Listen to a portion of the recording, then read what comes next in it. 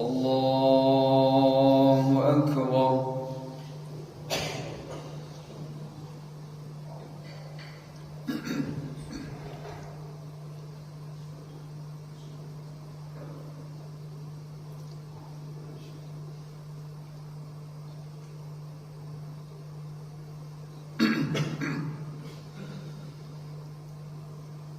بسم الله الرحمن الرحيم.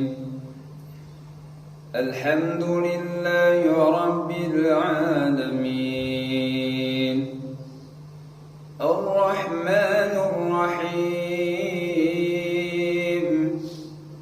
مالك يوم الدين، إياك نعبد وإياك نستعين، اهدنا الصراط المستقيم، صراط الذين أنعمت عليهم غير المغضوب عليهم ولا الضالين.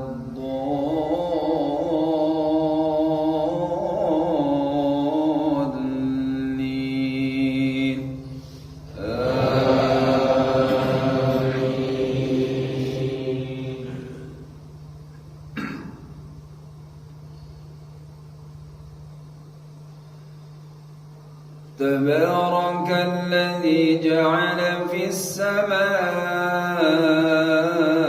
بروجا وجعل فيها سراجا وقمرا منيرا، وهو الذي جعل الليل والنهار خلفة لمن أراد أن يذكر أو أراد شكورا. وعباد الرحمن الذين يمشون على الأرض هونا وإذا خاطبهم الجاهلون قالوا سلاما.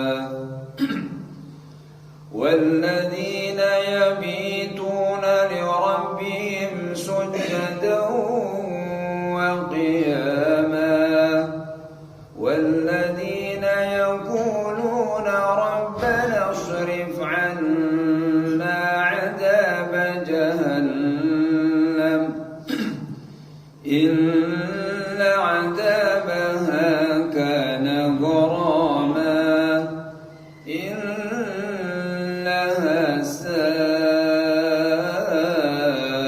مستقرا ومقاما. والذين إذا أنفقوا لم يسرفوا ولم يقتروا وكان بين ذلك قواما. والذين لا يدعون مع الله إلها آخر ولا يقتلون النفس التي حرم الله إلا بالحق ولا يزنون، ومن يفعل ذلك يلقى أثاما يضاعف له العذاب يوم القيامة ويخلد فيه مهانا إلا من تاب وآمن وعمل عملا صالحا فأولئك يبدل الله سيئاتهم حسنات وكان الله غفورا رحيما. ومن تاب وعمل صالحا فإنه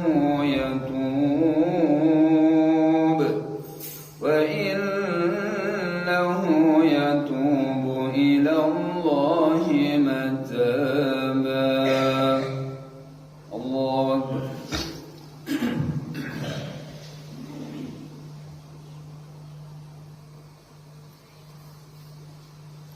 الله أكبر. بسم الله الرحمن الرحيم. الحمد لله رب العالمين الرحمن الرحيم مالك يوم الدين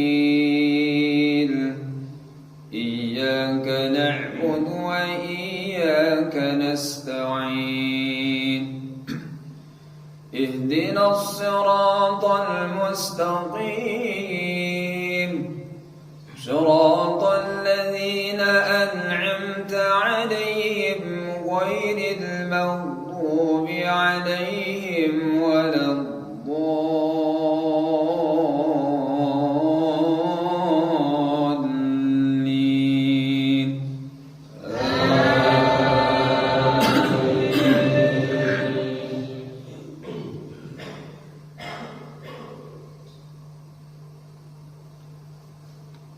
والذين لا يشهدون الزور وإذا مروا باللغو مروا كراما والذين إذا ذكروا بآيات ربهم لم يخروا عليها سما وعميانا والذين يقولون ربنا هب لنا من أزواجنا وذرياتنا قرة أعين واجعلنا للمتقين إماما أولئك يجزون الغرفة بما صبروا ويلقون فيها تحية وسلاما.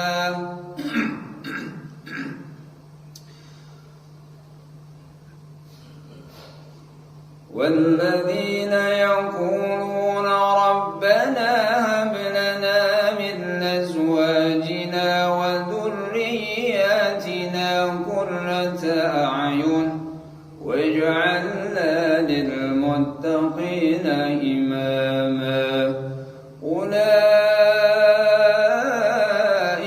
يجزون الغرفة بما صبروا ويلقون فيها تحية وسلاما خالدين فيها حسنت مستقرا ومقاما. قل ما يعبأ بكم ربي لولا دعاؤكم فقد كذبتم فسوف يكون لزاما. الله أكبر.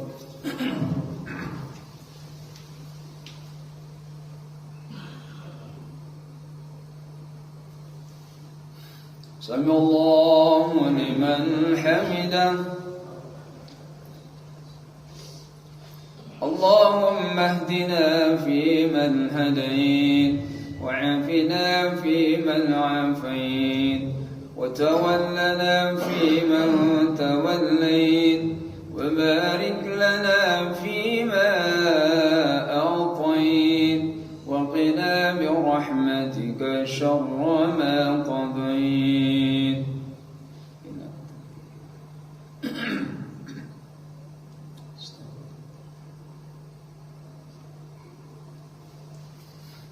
الله أكبر.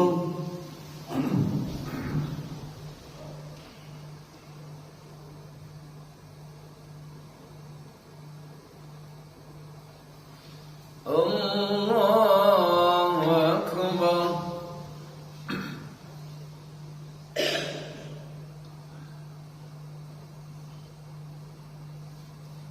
الله أكبر.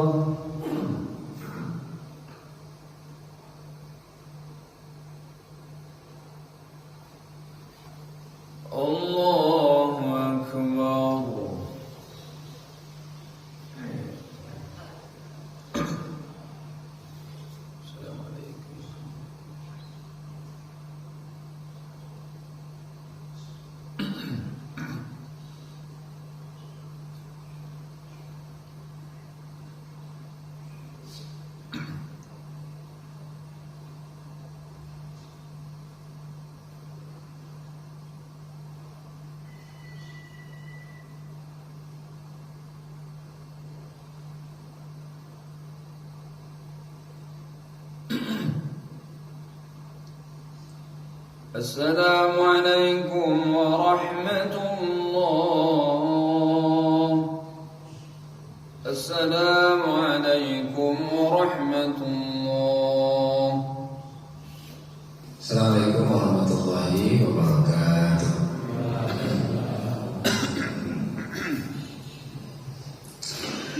Alhamdulillahi wahdah, sadaqa wa'dah, wa nasara 'abdah, wa hazama al-ahzaba wahdah. La hawla wa la quwwata illa billah. Allahumma salli wa sallim wa barik ala habibina wa syafi'ina wa maulana Muhammadin wa ala alihi wa sahbihi ajma'in, amma ba'd. Qala ta'ala fi kitabihil karim, a'udzu billahi minasy syaithanir rajim. Bismillahirrahmanirrahim.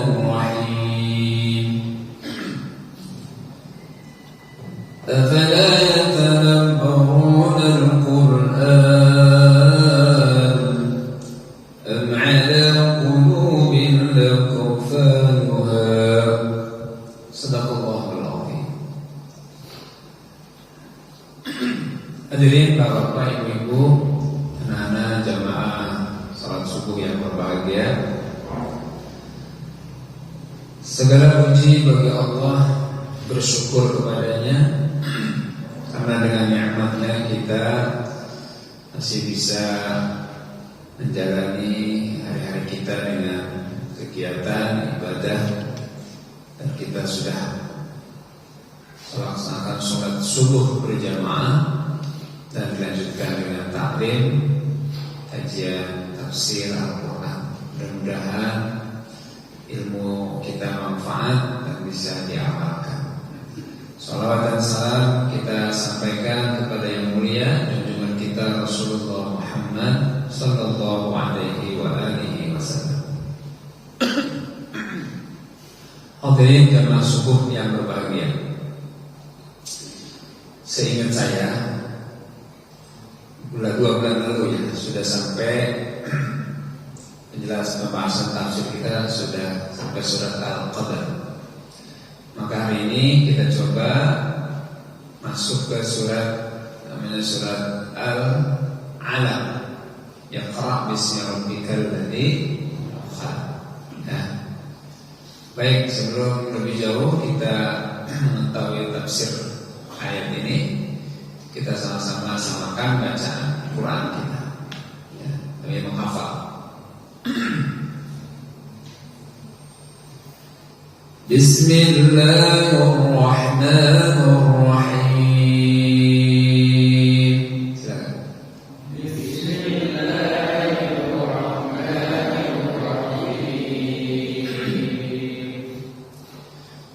Iqra' bismi rabbikal ladzi khalaq.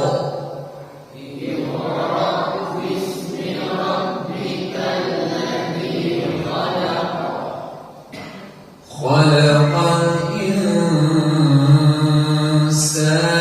من علق.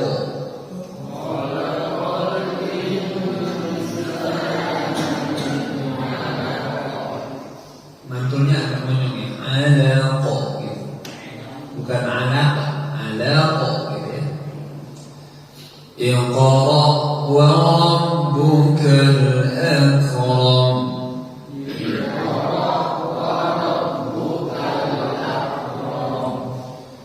الذي علم بالقلم.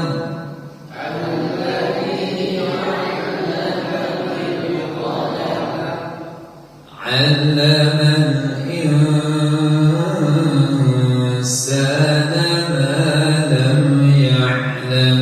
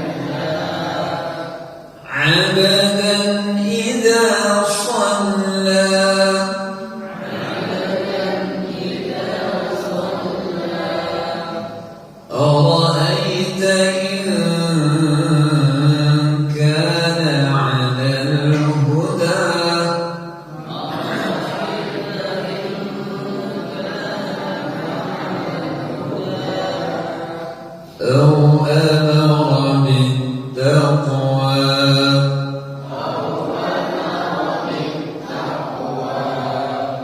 أرأيت إن كذب وتولى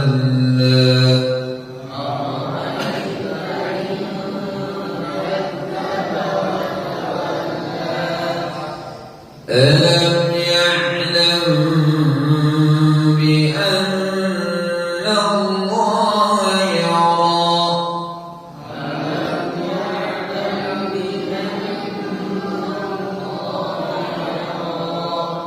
lamnya ditahan ya. Namanya ikhfa syafawi. Alam ya'lam bi anna Allah yara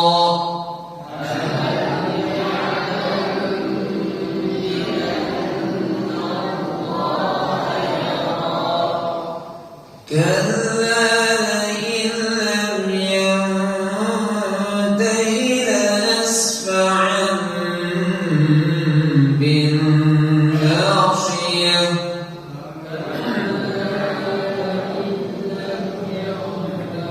لنسفعا بالناصية ناصية كاذبة خاطئة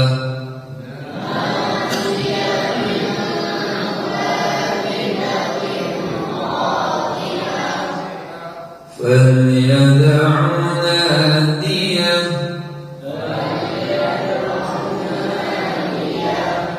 سندع الزبانية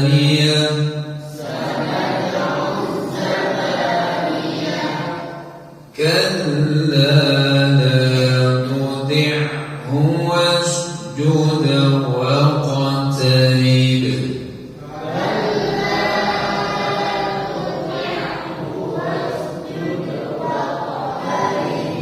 Ya, Sadaqallahul Azim. Baik, hadirin yang saya hormati, ya, surat Al-Alaq.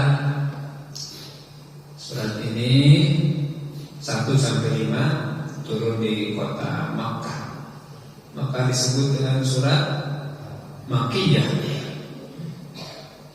Dan ini surat yang pertama kali turun kepada Rasulullah Muhammad sallallahu alaihi wasallam.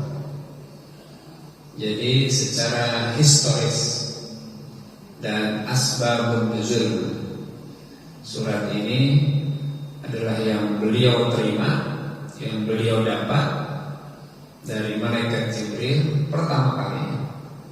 Di mana tempatnya? Di satu gunung namanya Gunung Cahaya, Jabal Nur.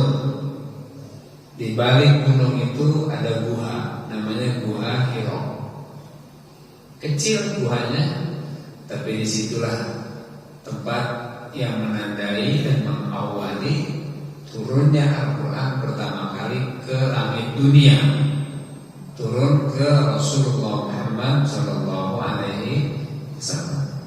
Sekaligus turunnya ayat itu menguatkan dan mengokohkan, meneguhkan bahwa Muhammad sebagai Nabi dan Rasul. Berarti sebelum itu bukan Nabi dan Rasul. Iya. Umur berapa beliau ketika mendapatkan wahyu ini? Umur 40 tahun. Enggak kurang. Bukan 38 bukan. Tapi 40 tahun, usia yang matang. Berarti sebelum umur 40 beliau bukan Nabi dan Rasul. Iya. Ya. Setelah 40 tahun ke atas sampai 63 tahun beliau adalah Nabi dan Rasul. Dan dari usia 40 tahun sampai 63, maka selama itu pula Al-Quran turun. Maka umur atau waktu turunnya Al-Quran itu mengikuti waktu kenabian Rasulullah. Dari 40 ke 63. Berapa tuh Pak? 23. Berarti waktu turunnya Quran yang segitu juga. Sebelum 40 tahun nggak ada ayat yang turun, nggak ada Al-Quran yang turun. Nah, saudara, Bapak Ibu yang berbahagia, sedikit mungkin mengulasnya tentang bagaimana turunnya ayat ini.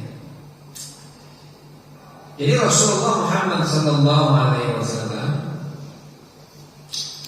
menjelang usianya 40 tahun, beliau itu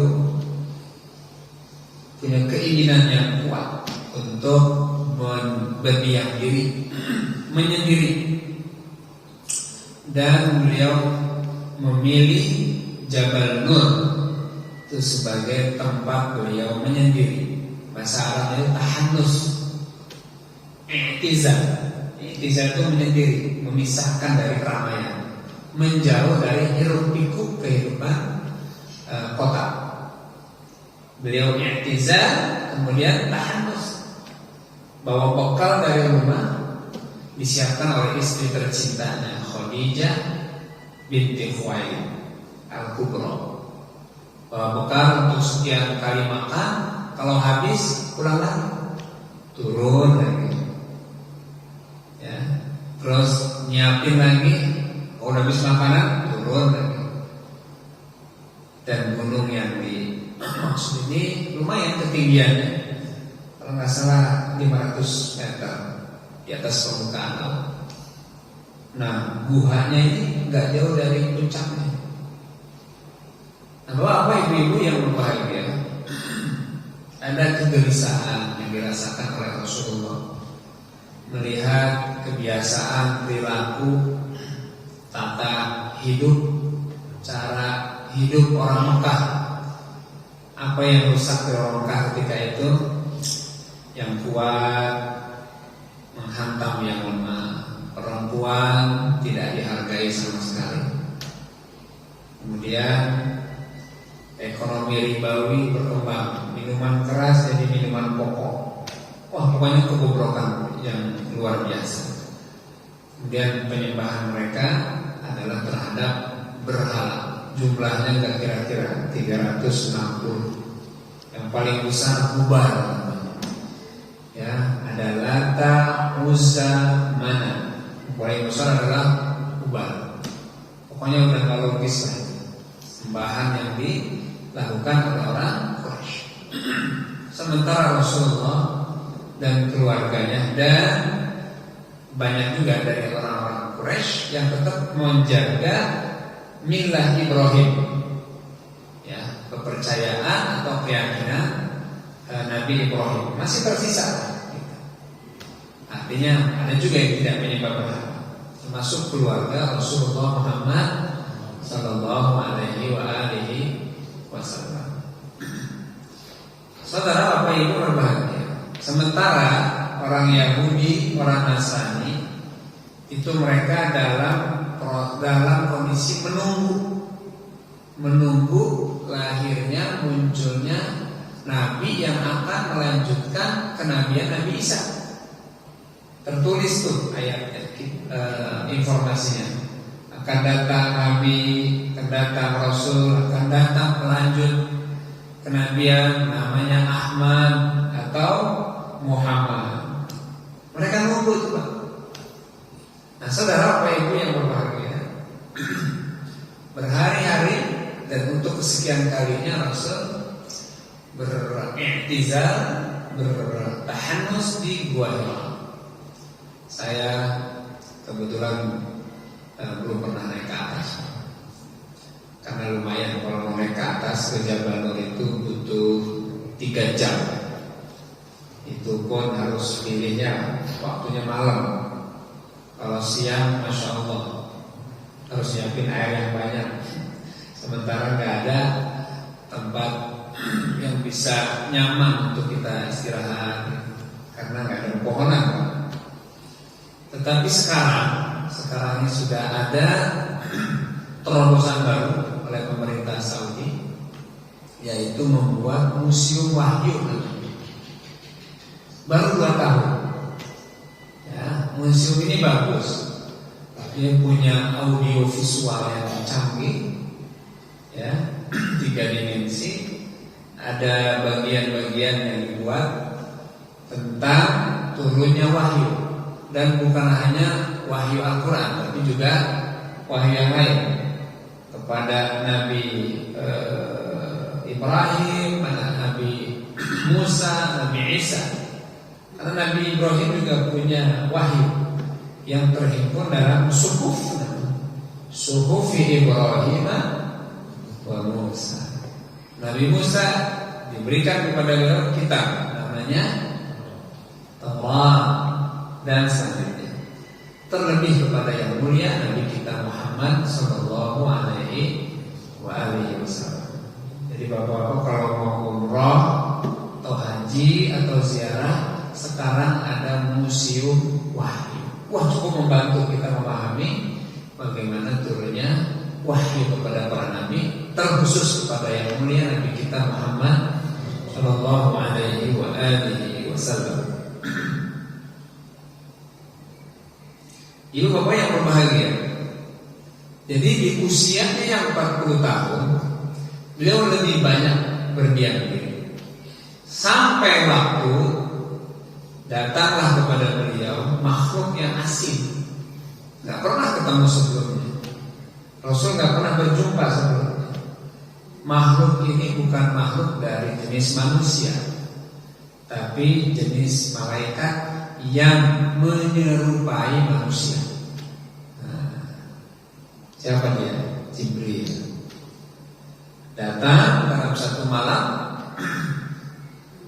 kemudian menemui Rasulullah yang sedang iktizal, yang sedang berdiam diri.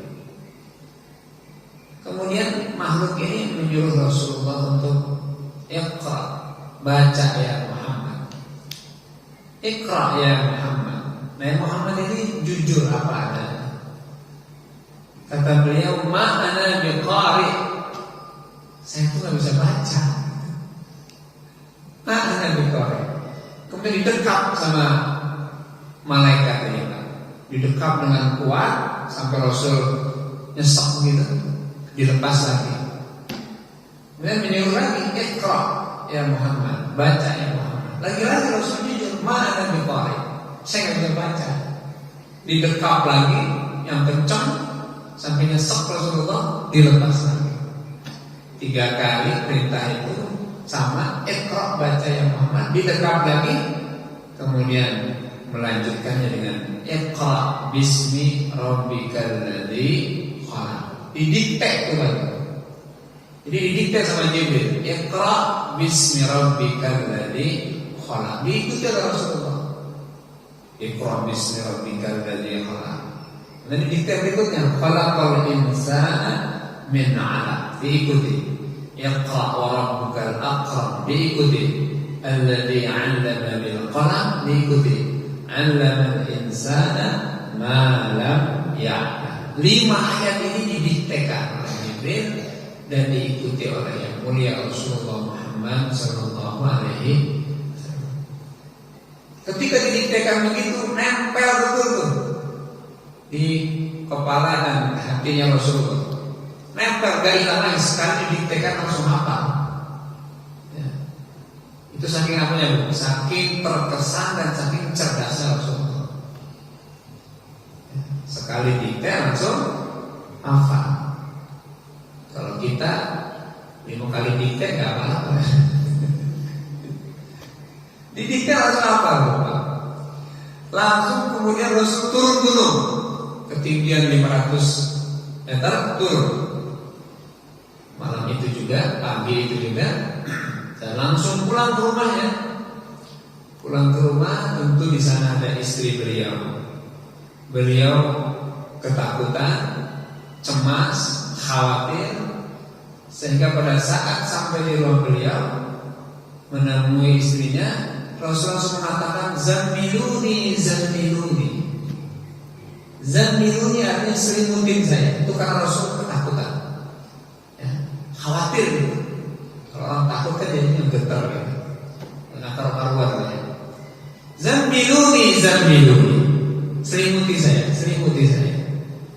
Istrinya tahu suaminya butuh kehangatan, butuh perlindungan, butuh bantuan, langsung diselimutin. Sekian lama diselimutin, tenanglah Rasul, ya, kondusiflah kira-kira keadaannya. Ditanya, ada apa suamiku? Maka Rasul bercerita dari awal sampai akhir, dari A sampai Z. Dari beliau sedang berdiam diri, datang makhluk menyuruh membaca, terus ya sampai beliau turun. Diceritakan semua kepada istri. Kata Rasulullah, aku khawatir, aku cemas, ada sesuatu yang datang kepada aku. Dugaan Rasul, takut makhluk jahat, jin lah yang menyentuh beliau. Maka seorang Khadijah mendengarkan itu semua langsung mengatakan, wallahi, demi Allah, engkau ini orang baik, kau ini orang yang suka bantu orang, kau ini suka meringankan beban orang, kau ini menyambungkan silaturahim, kau ini yang suka memberikan solusi buat orang. Gak mungkin ada jin yang menyelimuti dirimu. Tenanglah Rasulullah. Nah, ini penting banget nih peran istri ini. Suami lagi sedih, suami lagi khawatir, suami lagi ada problem, istri nanya, demi Allah, kamu tuh orang baik, gak apa-apa. Masya Allah, tenang tuh Rasulullah. Akhirnya, tapi ini kan belum jawaban, baru nenangin doang. Siapakah makhluk itu? Terus apa yang diucapkan itu maksudnya apa? Belum dapat jawaban. Akhirnya esok harinya Khadijah membawa Rasulullah ke anak pamannya, berarti sepupunya, namanya Waraqah bin Naufal. Waraqah bin Naufal, ya, dia ini pengikut ajaran Nabi Isa, Nasrani.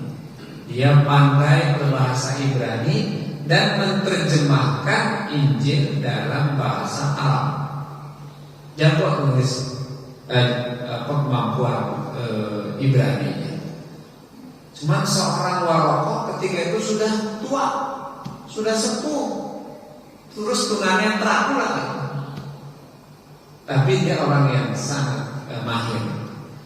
Maka ketika datang Khadijah membawa Rasulullah, akhirnya diceritakan semuanya dari A sampai Z tentang bagaimana Rasulullah di Gua Hira datang seorang makhluk menyuruh untuk membaca dan kemudian beliau keinginan, ketakutan, diceritakan semuanya.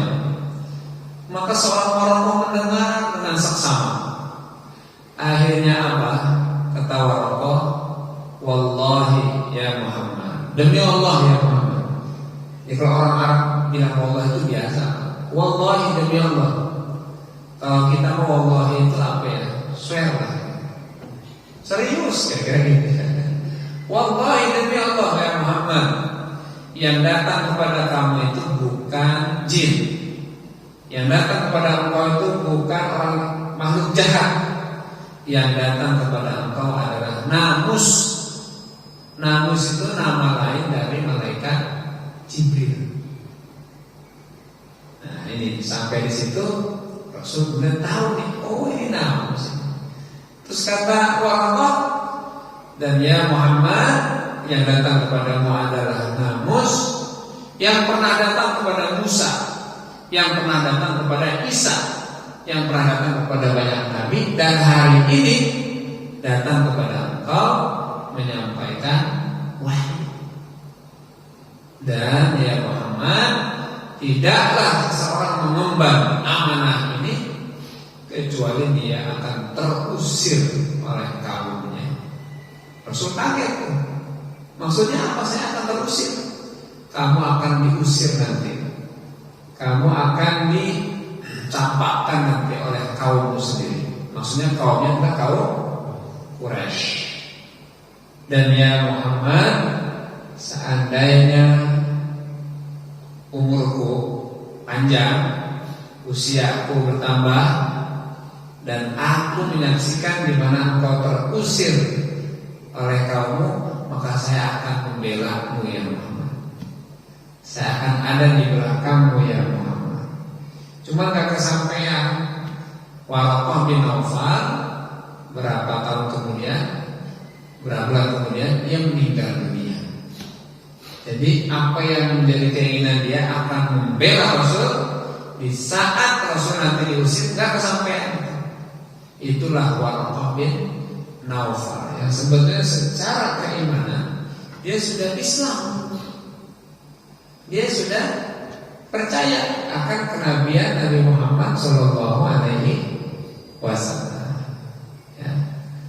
Saudara-saudara, Bapak Ibu yang berbahagia, itulah ceritanya. Waraqah bin Naufal yang memberikan penjelasan yang jelas kepada Rasulullah Muhammad Sallallahu Alaihi Wasallam. Nah, dari sejak itu Rasul tenang,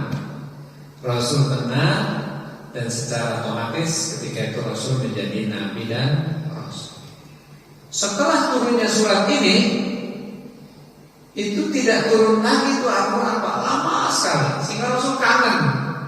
Kok nggak turun lagi ya? Kok nggak ada lagi di wahyu yang sampai kepada beliau? Beliau ingin dan merindukan datangnya wahyu itu. Sampai kemudian turunlah surat yang kedua, namanya surat Ad-Duha. Wad-duha wal-laili idza saja ma wadda'aka rabbuka wa ma qala. Dalam surat itu Pak, surat Ad-Duha itu ya, nanti kita akan ketemu.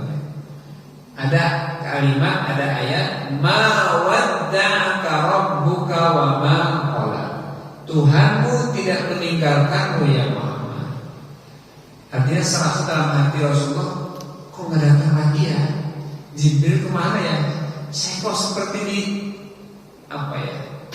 dikasih pengharapan, pengennya saya tidak ada wahyu lagi turun. Nah, ternyata turun. Hanya butuh waktu yang agak lama untuk turunnya surat yang kemudian. Nah, saudara-saudara, Bapak Ibu yang berbahagia, jadi itu kira-kira asbabun nuzul dari surat Al-Alaq 1 sampai 5. Baik, kita lanjutkan. Bismillahirrahmanirrahim. Sekarang kita lihat isinya. Iqra bismi rabbikal ladzi khalaq. Bacalah ya Muhammad dengan menyebut nama Tuhanmu yang telah menciptakan kamu. Ada perspektif gini Pak. Nabi Muhammad ketika disuruh baca, beliau bilang ma'ana biqari, saya tidak bisa baca. Itu dua pemahamannya, penafsirannya. Pertama, karena beliau tidak bisa baca. Terus yang kedua, kalau beliau bilang ma'ana biqari, saya nggak bisa baca. Maksudnya Rasul bingung, yang dibaca apa gitu? Kan nggak ada teksnya. Objek bacaannya apa? Rasul hanya disuruh membaca. Nah, terus baca apa gitu? Misalkan Rasul mengatakan, oke, saya disuruh baca, tapi baca apa? Hanya ada perintah baca, tapi nggak ada objek bacanya. Lihat ayat ini. Ayat ini tidak menjelaskan objek bacaannya. Yang ada apa? Bacalah dengan nama Tuhanmu yang telah menciptakan. Terus baca apa?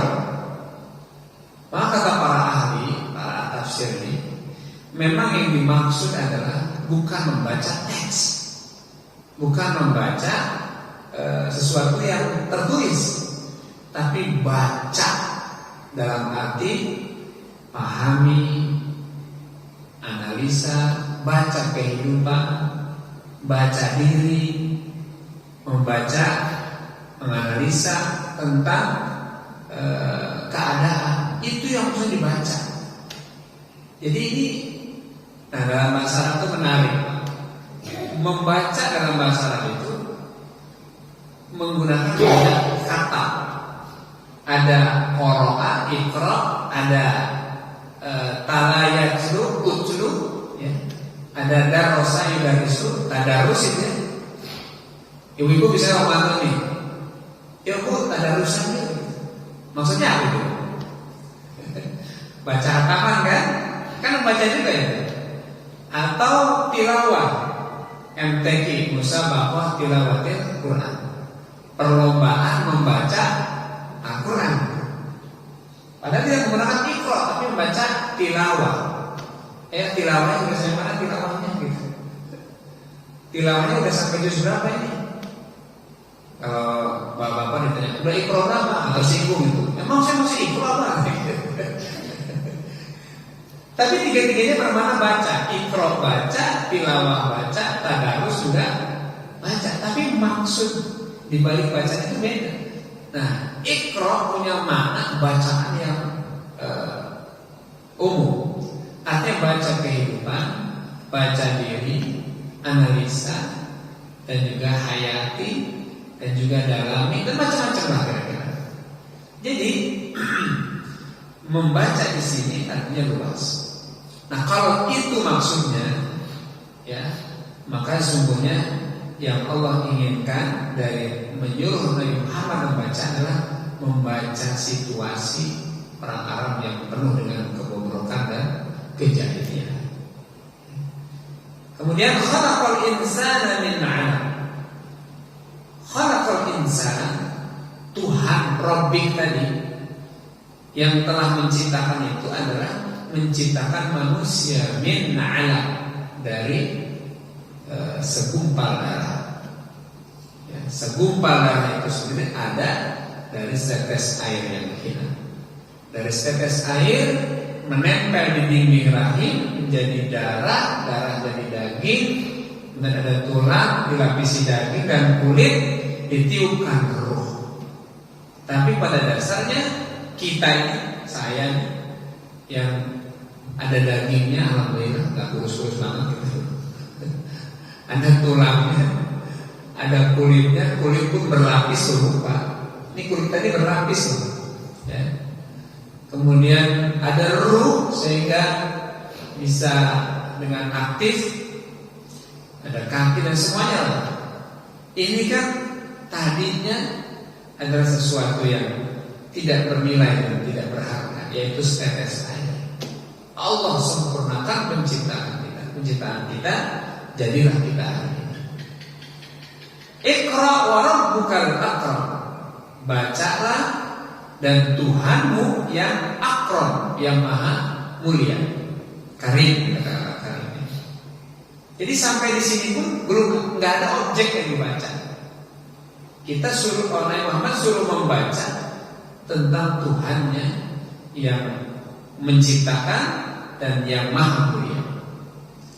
Kemudian masih dijelaskan oleh Allah yang al-akram itu, Allah yang maha mulia itu alladzi 'allama bil qalam, yaitu yang mengajarkan dengan perantara qalam. 'Allamal insana ma lam ya'lam, mengajarkan manusia dari yang dia tidak ketahui. Ini Bapak Ibu anak-anak semuanya, kita ini menjadi tahu dan banyak tahu dan seringkali sok tahu gitu. Ini kan basic kita ini kan sebenarnya kan tidak tahu awalnya. Menjadi tahu karena Allah ajarkan. Allah berikan kita kemampuan menyerap pengetahuan. Apakah melalui mata atau melalui telinga? Kan ini media untuk kita mendapatkan pengetahuan. Kalau enggak apa yang kita lihat, yang kita baca, atau apa yang kita dengar dari nasihat, dari ceramah, dari tabligh dan sebagainya. Dari dua bagian itu kita akhirnya menjadi tahu. Tapi kan tadinya kita tidak tahu. Maka dalam Al-Quran Allah mengajarkan wa 'allama Adamal asma'a kullaha. Allah ajarkan Nabi Adam tentang nama-nama, pengetahuan kullaha semuanya. Summa 'aradahum 'alal malaikah, kemudian disampaikan kepada malaikat. Faqala, dan berkatalah, ambiuni, kata Allah, wahai malaikat, ambiuni, coba kasih ke saya informasi bi asma, tentang pengetahuan itu. Malaikat enggak sepandai dan enggak seinovatif Nabi Adam yang akhirnya dia banyak tahu karena dikasih tahu sama Allah. Apa kata malaikat? Subhanaka la ilma lana illa ma 'allamtana innaka antal alimul hakim. Itu surat Al-Baqarah ayat 31. Secara jujur malaikat mengatakan, Maha suci Allah, Maha suci Engkau ya Rabb.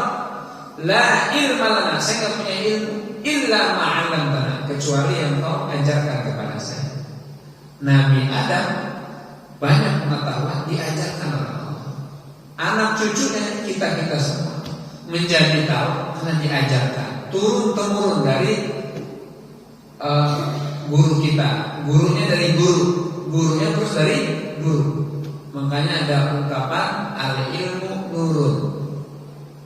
Ilmu itu adalah apa nurun, Pak? Anak-anak, apa nurun? Al-ilmu nurun. Ilmu itu adalah cahaya gitu. Tapi kalau mau diartikan bahasa Indonesia juga masuk juga. Al-ilmu nur, ilmu itu nurun, maksudnya nurun. Nurun dari atas ke bawah. Jadi kalau seperti ini kondisinya, maka nggak pantas amat kita itu sombong. Karena nggak ada pengetahuan itu yang original dari kita sendiri. Pasti kita diajari, pasti kita dibagi oleh orang di luar kita. Jadi tahu kan, bahkan jadi mahir dengan ilmu. Nah maka saudara bapak ibu yang berbahagia, 'allamal insana ma lam ya'lam. Allah mengajarkan manusia dari yang tadinya tidak tahu menjadi tahu.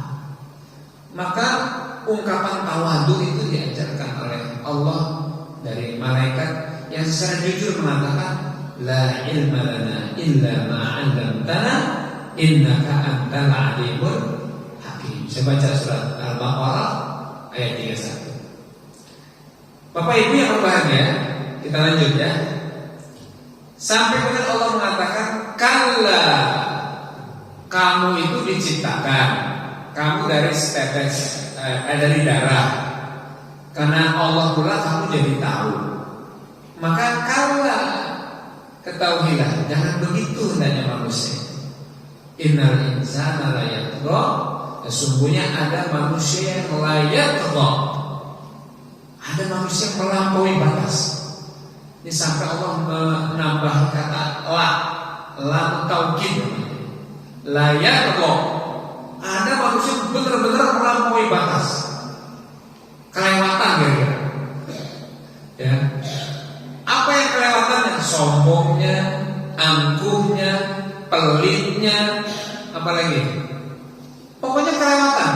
Dia tidak tahu diri, dia lupa diri, dia menyombongkan diri. Padahal Allah dari awal sudah mengatakan kamu itu dari tercipta dari sesuatu yang tidak bernilai sebetulnya.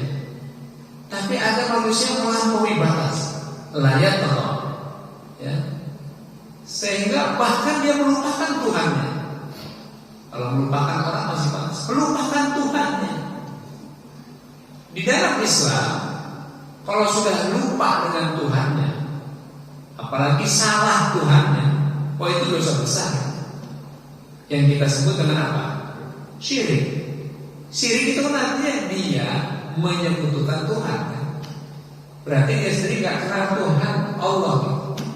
Wah itu parah. Maka pengetahuan yang dasar, bahkan induknya pengetahuan, sesuatu yang utama untuk kita ketahui adalah tentang apa? Ma'rifatullah, tentang mengenal Allah. 13 tahun Pak Rasul dakwah di Mekah. Itu ngapain? Mengenalkan Allah, menguatkan tauhid. Karena 10 tahun di Mekah, ya, itu belum ada sholat 5 waktu, belum ada perintah zakat, apalagi haji, puasa juga nggak ada. 10 tahun. Terus apa yang dilakukan dan apa yang ditanamkan? Akidah aja. Bagaimana mengenal dan menanamkan tauhid yang benar, la ilaha illallah, itu aja. Karena ini basic, dasar betul ini. Kalau imannya udah benar, tauhidnya udah kuat, maka muncul kebutuhan untuk melakukan ibadah. Jadi ibadah itu buah dari tauhid sebetulnya. Ibadah itu adalah buah dari keimanan. Orang ketika sudah beriman nih, dia akan mengatakan, saya sudah beriman. Terus apa yang saya harus lakukan untuk saya mendekati Tuhan? Apa yang harus saya perbuat untuk saya disayang sama Tuhan? Apa yang mesti saya lakukan untuk meyakinkan bahwa hidup saya ini akan dijamin oleh Tuhan? Dan supaya Allah itu terus mengalirkan rahmatnya untuk saya. Jadi ada pertanyaan dan ada kebutuhan tentang itu. Maka dalam Islam diberi jawaban. Untuk engkau mendekati Allah, untuk kau disayang sama Allah, untuk kau terus bersandar sama Allah, maka ada ibadah. Nah, ibadah itu tertuang di dalam sholat, apa lagi? Zikir, baca Quran. Itu dalam rangka apa? Mendekatkan diri kepada Allah. Udah otomatis kalau imannya kuat, tauhidnya mendalam, pasti ada kebutuhan ke sana. Sehingga kita lihat dalam sejarah para sahabat, Masya Allah, karena imannya kuat, imannya luar biasa, akhirnya ibadahnya kuat, semangat untuk beramalnya juga tinggi sekali, karena ada kebutuhan itu. Sama gini lah Pak Bu ya, ada seorang anak yang dari kecil diasuh, kemudian disayang sama ibu, sama orang tua. Maka seorangnya akan bertanya, saya harus berbuat apa ya untuk ibu bapak saya? Saya harus melakukan apa ya supaya ibu saya senang, orang tua saya sayang kepada saya? Apa yang saya perbuat ya? Maka kemudian dia melakukan sesuatu yang membuat orang tuanya senang, membantu, berkata yang sopan dan siap. Udah masuk belum ya? Dan sesuatu yang membuat orang tuanya ridho gitu. Nah, itu seorang anak kepada orang tuanya. Demikian seorang hamba ini kita. Kan kita begitu disayang sama Allah, tercipta, diberi nikmat sehat, macam-macam. Terus apa yang kita lakukan untuk supaya Allah ridho gitu? Kan Allah terlalu baik dalam hidup kita. Diajarkan dalam Islam bagaimana ibadah. Jadi ibadah itu adalah cara upaya kita agar kita mendapatkan ridho dan sayang dari Allah Subhanahu wa ta'ala. Berarti ibadah itu sendiri sebetulnya kebutuhan kita. Berarti ibadah itu adalah sesuatu yang harus kita lakukan. Kalau sesuatu itu harus dilakukan, berarti itu kan menjadi kebutuhan. Kalau orang butuh pasti akan dicari. Kalau orang butuh pasti kemanapun juga akan ditempuh. Kalau dia butuh. Nah, kita memahami ibadah ini kebutuhan atau apa? Kalau kita memaknainya sebagai kebutuhan, nggak peduli itu biaya mahal, jarak yang jauh, walau berat, walau lapar, walau pegel, pasti akan dilakukan karena kita butuh. Dan ingin memastikan bahwa apa yang kita lakukan itu akan mendapatkan balasan atau imbalan yang luar biasa dari Allah Subhanahu wa ta'ala. Maka orang yang istiqomah dan mujahadah dalam ibadahnya pasti itu dimuliakan dan dirahmati oleh Allah Subhanahu wa ta'ala. Amin ya rabbal alamin. Ini kan kita sholat di tengah atau di saat kita lagi tidur gitu kan, enak banget, makin subuh itu kan makin enak gitu. Apalagi musim hujan, ya Allah. Tapi kita tahu Tuhan saya, Allah Subhanahu wa ta'ala menyuruh saya. Tapi sebenarnya suruhan itu dalam rangka kebaikan buat saya. Maka berkumandanglah Allahu Akbar. Kalau dia memahami dengan cinta, oh ya Tuhan saya sedang memanggil saya. Itu kalau pakai ainul hub, pakai pendekatan cinta, maka langsung berancang nih. Oke, saya sujud, saya datang, walau ngantuk, walau jauh,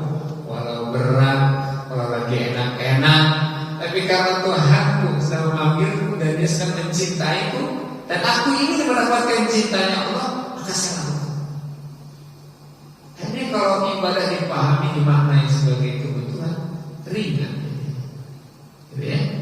Nah, Bapak Ibu yang berbahagia, tapi ada manusia yang layak melampaui batas. Tuhannya dilupakan, ya, bahkan justru menantang dengan kemaksiatan, kan melampaui batas. Kalau dalam bahasa agama, wal kafiruna humul dhalimun. Ada orang yang zalim, kelewatan zalim itu kan, aniaya. Siapa itu? Orang yang kafir. Kenapa orang kafir itu disebut zalim? Karena dia melampaui batas. Dia tidak kenal Tuhan yang Maha Baik. Termasuk juga orang musyrik itu disebut dalam Al-Quran sebagai zalim. Dalam surat Luqman ayat 13, inna syirka la dzulmun adzim. Sesungguhnya kesyirikan itu adalah kezaliman yang besar. Kenapa orang musyrik itu disebut melampaui batas atau berbuat aniaya? Kelewatan sama Tuhan dia enggak mengabdi, sama Allah dia enggak beribadah.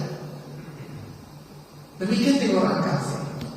Maka di bawahnya ada orang munafik, fasik dan selanjutnya. Nah, Bapak Ibu yang berbahagia, ar-ra'a mustagna. Bahkan manusia ini yang melampaui batas ini ar-ra'a mustagna. Dia merasa sudah cukup, merasa sudah aman, merasa tidak akan terjadi apa-apa. Mungkin karena dia punya harta, dia bisa beli apapun. Mungkin dia punya jabatan yang bisa nunjuk-nunjuk. Mungkin dia punya kekuasaan yang bisa mengatur seluruh aturan yang ada. Merasa ya, kan kelewatan. Padahal ya, kalau di urusannya harta ada orang yang harus dibantu. Kalau kekuasaan ada orang yang harus diselamatkan. Kalau dia punya kemampuan apapun, jabatan apapun, mestinya itu dijadikan sarana untuk bisa memberikan kebaikan buat orang lain. Tapi manusia layak melampaui batas. Udah berkuasa, mestinya 5 tahun selesai, pengen nambah lagi. Dikasih 2 periode, pengen nambah lagi. Emang kalau nanti dikasih 5 tahun lagi, apakah dia akan puas? Nggak akan, dengan terus saja. Sampai kapan? Memang nggak ada ujungnya, nggak ada ujungnya. Demikian soal harta, dikasih sekian, kayaknya enak deh kalau punya uang 100 juta. Tercapailah 100 juta. Pertanyaannya, apakah ketika sampai 100 juta dia akan cukup? Saya yakin enggak tuh. Kayaknya enak deh kalau 200 juta. Terus saja, emang begitu. Baik soal harta, baik soal tahta, demikian juga soal wanita. Gitu. Ini udah mana? Tapi baru ini kan, baru terbit ya. 10 menit lagi ya namanya. Baik Bapak Ibu yang berbahagia. Jadi layak Allah melampaui batas manusia. Karena cinta dunianya tinggi, cinta jabatannya terlalu tinggi, maka akhirnya dia melampaui batas. Nah itu yang kita, masya Allah, wala'iyahulillah. Inna ila rabbika ruj'a. Nah ini poin ini. Melampaui batas dan dia sering merasa cukup. Padahal kata Allah, sesungguhnya ila rabbika ruj'a, sesungguhnya kepada Tuhanmu kamu akan kembali. Seakan Allah menyindirnya. Sudah, Allah udah masih tahu nih, kalau udah urusan dunia nggak ada puasnya, nggak ada ujungnya. Tapi ada yang akan menghentikan segala kerakusan, akan menghentikan segala perbuatan yang melampaui batas itu. Apa? Yaitu bahwa kamu akan kembali kepada Tuhan. Bagaimana menandai kembali kepada Tuhan? Ya dengan kematian itu. Siapa yang bisa menolak kematian? Gak ada. Ya, gak ada. Bahkan orang yang sangat berkuasa, sejarah mencatat Fir'aun itu kan, itu udah paling top lah Fir'aun itu kan. Fir'aun itu sampai ada Ramses 1, Ramses 2, Ramses 3 Pak. Ratusan tahun Pak berkuasa. ya kan? Hartanya udah keturunan, pasukannya udah luar biasa. Itu pun ya tetap aja mati juga. Itu yang sudah ratusan tahun, bahasanya sudah seluruh bagian dari kehidupannya dia atur semua, sampai pada puncak kekuasaan yang luar biasa yang dalam Al-Quran diabadikan. Waqala ana rabbukumul a'la. Itu udah puncak kesombongan Firaun itu. Sombongnya itu karena dia punya semua, Pak. Kekuasaan dia pegang, rakyatnya dia kendalikan, seluruh kerajaan dia pegang. Pokoknya dia punya semua. Akhirnya layar kedua tadi itu.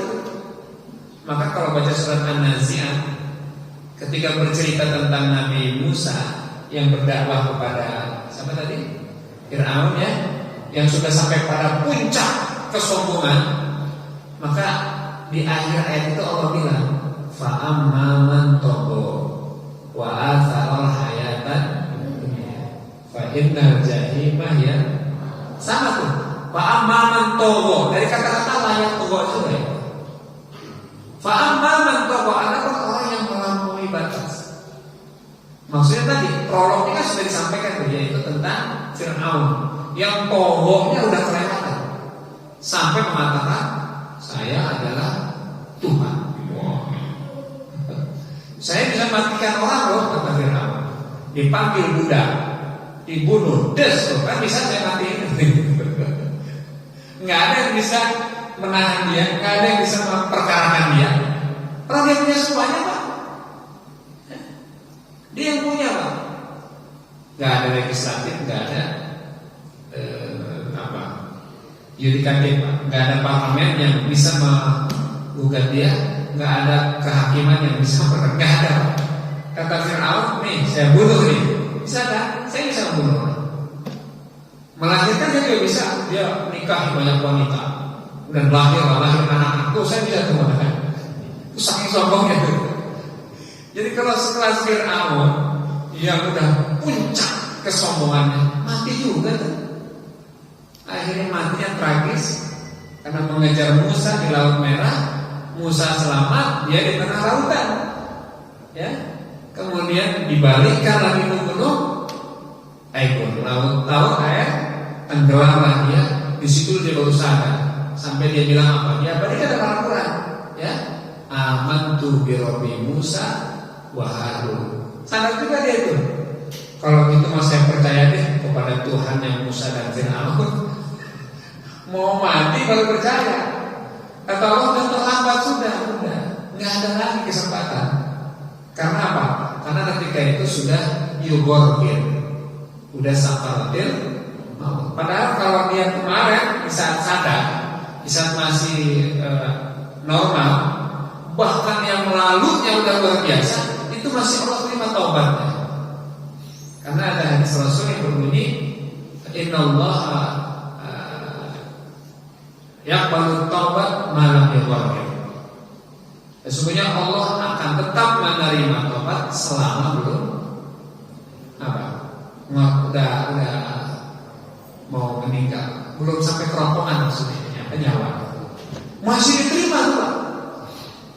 Nah, ini kabar baik sekaligus cintanya Allah kepada hamba.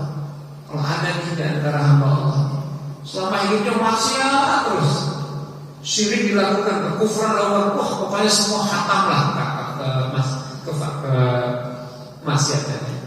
Masih ada kesempatan selagi belum yugorgir tadi, selagi belum berpisah antara jasad dan ruh, masih, Pak. Jadi inna ila rabbika ruj'a, sesungguhnya kepada Tuhan kalian akan kembali.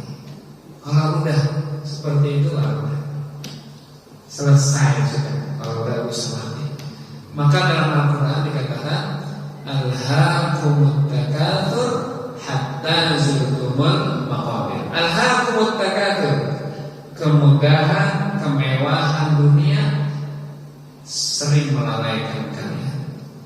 Hatta zurtumul maqabir, sampai kamu masuk kuburan baru kamu berhenti dari itu semua. Hatta zurtumul maqabir. Maqabir itu kuburan. Maqabir, makbarah, tunggalnya itu makbarah, jamaknya itu maqabir. Kalau udah masuk kuburan, baru kamu berhenti dari bermegah-megah, bermewah-mewah dalam urusan dunia. Berarti selesai sudah. Jadi inilah apa yang Allah sampaikan dalam Al-Quran menjadi nasihat buat kita. Contoh-contoh di dalam Al-Quran banyak orang yang melampaui batas yang berakhir dengan kehinaan. Tapi juga banyak contoh dalam Al-Quran para nabi, orang saleh, orang-orang hebat, mereka berakhir dengan kemuliaan. Tinggal kita pilih aja. Maka boleh dibilang 60-70% ayat Quran itu isi cerita. Cerita Fir'aun itu banyak betul. Di Al-Baqarah ada menghiasi ayat Quran. Kisah Nabi Musa banyak, Nabi Ibrahim banyak. Bahkan juga ada kisah Luqman, kisah Imran, kisah nabi-nabi. Bahkan kisah yang paling sempurna, yang episodenya lengkap dari awal sampai akhir, yaitu kisahnya Nabi Yusuf alaihissalam. Jadi kalau baca surat Yusuf lengkap itu Pak, dari awal sampai akhir hanya bercerita tentang Nabi Yusuf. Bayangin satu surat. Kenapa banyak cerita dalam untuk jadi pelajaran? Jadi kita punya contoh. Jadi kalau hanya teori saja Quran itu susah kita Pak. Manusia ini kan perlu dikasih contoh, dikasih sampel, kasih model nih.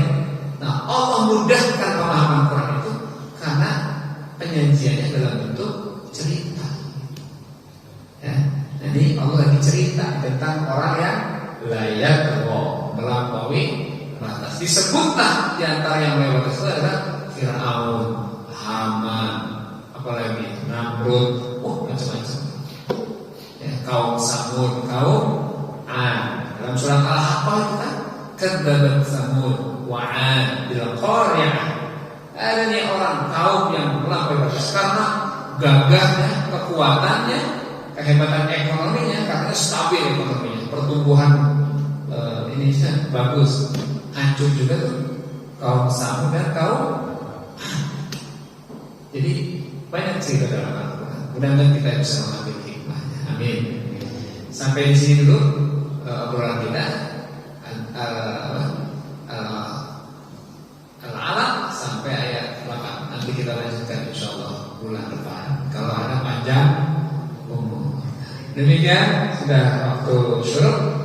Kita sudahi dengan sama-sama membaca kafaratul majlis. Subhanaka Allahumma bihamdika asyhadu an la ilaha illa anta astaghfiruka wa atubu ilaik. Assalamualaikum warahmatullahi wabarakatuh.